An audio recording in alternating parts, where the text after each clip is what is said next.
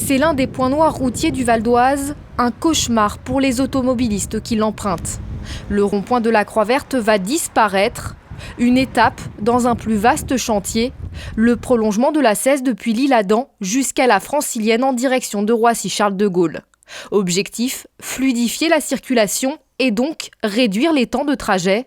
Les travaux, dirigés par la société d'autoroute La Sanef, ont commencé l'été dernier. On a un giratoire avec des flux importants, donc 40 000 véhicules jour à peu près sur la RN1, 40 000 véhicules jour à peu près sur la 104, qui viennent converger à un point unique et le résultat est évidemment des bouchons matin, midi et soir. Donc notre objectif, c'est de réaliser des liaisons directes entre la 16 et la 104, entre la 16 et la RD 301 et bien entendu d'assurer maintenant la continuité de la 104 sans giratoire. Pour relier directement la 16 à la Francilienne, il s'agit de transformer en autoroute l'actuelle Nationale 1 depuis l'Isle-Adam jusqu'au nord de Maffliers et de créer une nouvelle section de 3 km jusqu'à la N104.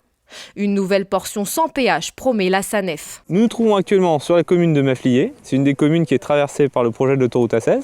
L'autoroute A16, elle arrivera demain depuis le nord. Là, on est en direction de Beauvais, de Boulogne-sur-Mer. Elle va passer actuellement dans cette trace que vous voyez devant vous. Elle franchira la voie ferrée par-dessus. Donc on va faire un ouvrage qui passera au-dessus de la voie ferrée. C'est la voie ferrée qui fait Paris-Beauvais. Et donc elle passera par là-bas, elle continuera tout droit en direction de Paris jusqu'à l'échangeur de la Croix-Verte qui se trouve sur la Francilienne.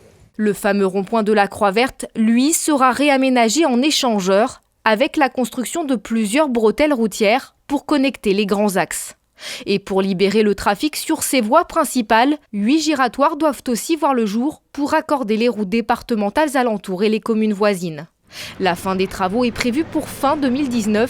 Montant global du projet, 210 millions d'euros.